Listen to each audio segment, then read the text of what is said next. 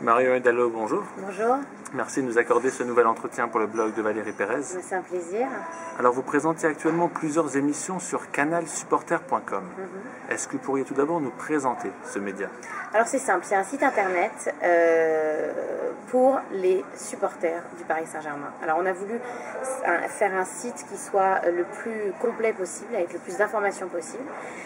Et au sein de ce site, il y a une web TV où je présente donc des émissions. C'est un talk show où on fait les avant-matchs et les après-matchs du Paris Saint-Germain.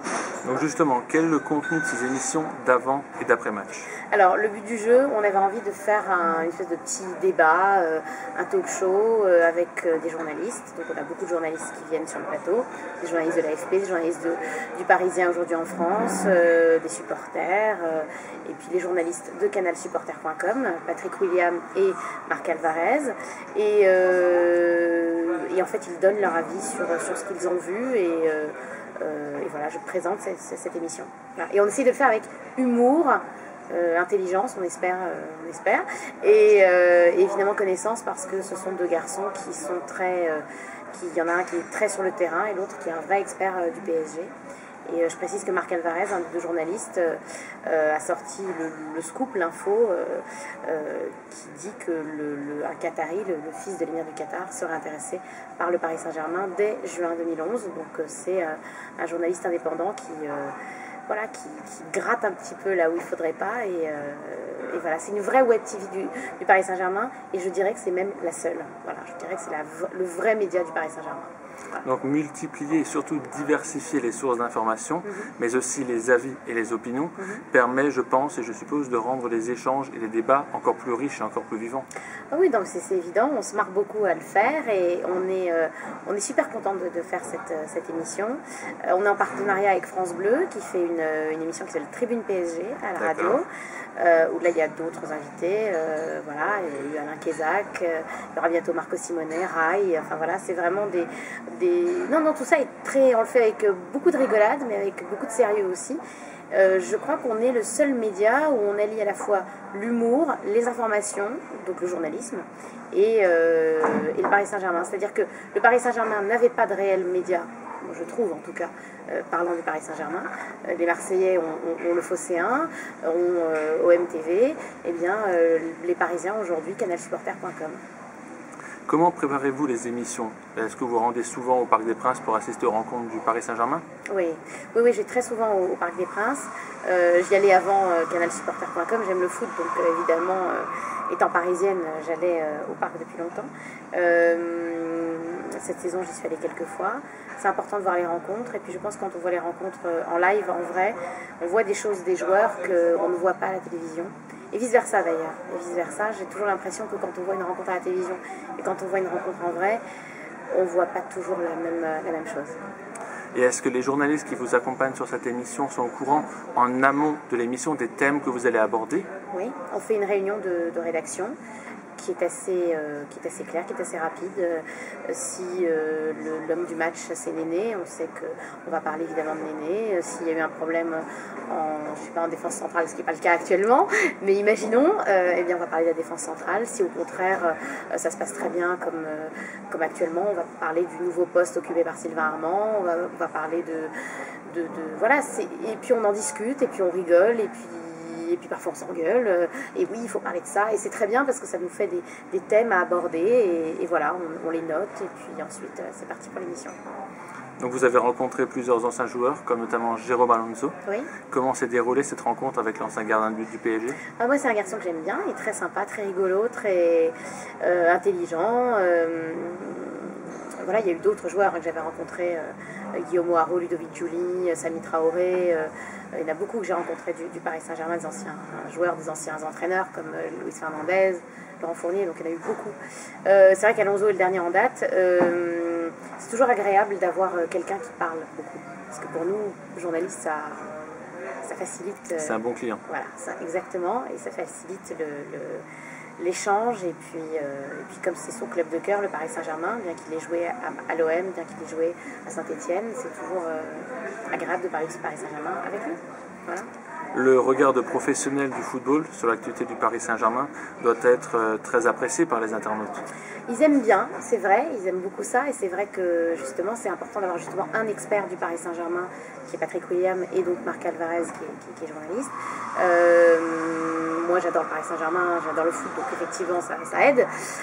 C'est vrai qu'on parle aussi bien du système de jeu, du 4-4-2 d'Antoine Comboiré, comme on va parler des supporters, comme on va parler de la presse, comme on va parler de tout ça, mais c'est vrai que c'est quelque chose qui je crois, plaît, et puis on n'est pas beaucoup de femmes, donc c'est toujours... Valérie Pérez le sait, hein, ça n'a pas toujours été facile à son époque pour elle. C'est pas toujours facile quand on est une femme dans ce milieu, mais je crois que les supporters aiment bien ça et que ça leur fait plaisir justement de voir une fille qui aime ça, qui aime le foot. Donc on l'a dit, vous avez vu Jérôme Alonso. Quel regard porte-t-il sur le début de saison du Paris Saint-Germain? Alors il le dit très bien, il aime... lui il est dingue du Paris Saint-Germain. Donc voilà, il a deux clubs de cœur, je crois que c'est le Paris Saint-Germain et l'OGC Nice.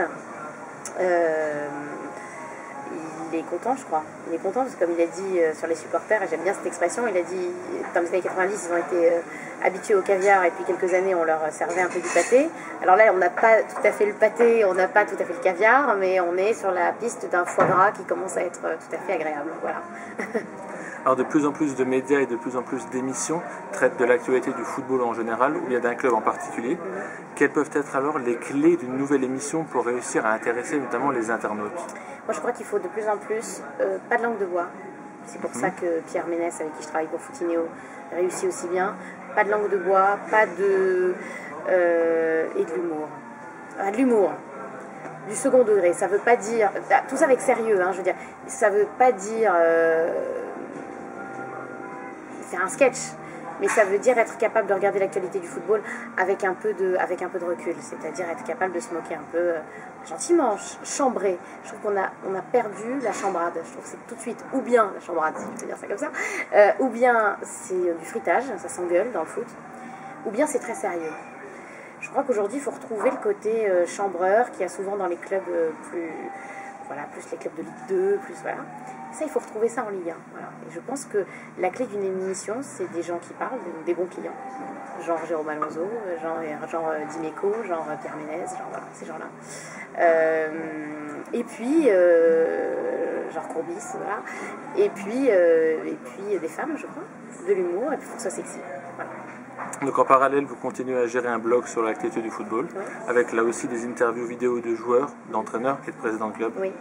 Oui, c'était voilà, c'est pour effectivement pour Footineo, le site de Pierre Ménès que j'ai interviewé Jean-Claude Dacier cet été par exemple. C'est toujours bien d'être en tête à tête avec eux parce que là ce week-end j'étais à Ningesser pour le derby du Nord, Valenciennes-Lille. C'est pas la même chose, on a les joueurs très vite, on a la conférence de presse c'est rapide, il n'y a pas de temps à perdre, c'est sur le moment, c'est les 3 points ou le 1 point parce que là c'était match nul, mais là au moins on se pose et on parle du football et c'est ça que j'aime et c'est là où on peut poser des questions de plus en plus, de moins en moins langue de bois en tout cas.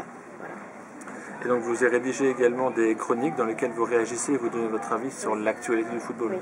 Oui, alors là c'est plus compliqué pour moi parce que Pierre Ménès il a l'habitude de cet exercice. Moi c'est un exercice que j'adore écrire, mais là les réactions sont beaucoup plus violentes, sont beaucoup plus virulentes. Donc il faut aussi, c'est pas toujours agréable dans un blog de recevoir des insultes, mais en même temps c'est une liberté de parole géniale. Quand quelque chose me plaît pas, je le dis, et quand quelque chose me plaît, je le dis aussi. Voilà, on sait après quand on écrit un article qu'il y a des joueurs que tout le monde aime fusiller, et puis il y a des joueurs qui sont intouchables. Donc il faut savoir justement toucher les intouchables et arrêter de fusiller ceux qui sont fusillables. Voilà.